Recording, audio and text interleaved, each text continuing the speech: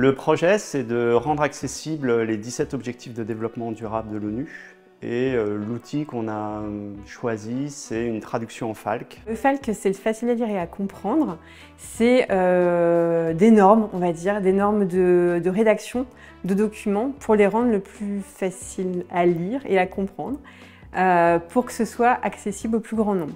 Donc accessible aux personnes en situation de handicap avec une déficience intellectuelle, accessible à des personnes qui ont une dyslexie, mais aussi accessible à des personnes pour qui le français c'est pas la langue maternelle. Pour pouvoir faire du FALC, il faut être formé pour connaître les différentes normes de rédaction et, élément principal, il faut qu'il y ait des personnes en situation de handicap avec une déficience intellectuelle qui participent à la traduction.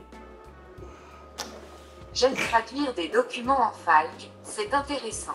On prend notre temps pour comprendre, écrire. On corrige, on change des choses. On se voit toutes les semaines pour le groupe FALC. Rendre accessibles les ODD, c'est s'attaquer à un texte d'origine en anglais, traduit en français, avec des mots très techniques. Donc ça nécessite de l'expertise, du temps de travail, pour accéder à un texte qui sera le plus simple et le plus fluide possible. On ne fait pas que de la traduction, on prend vraiment le temps de se poser pour comprendre, par exemple pour l'égalité entre les sexes, pour se poser la question, qu'est-ce que c'est les violences faites aux femmes? Donc on va sur internet, on prend des textes et on se replonge dedans pour découvrir qu'est-ce que c'est exactement, pour avoir la traduction la plus juste.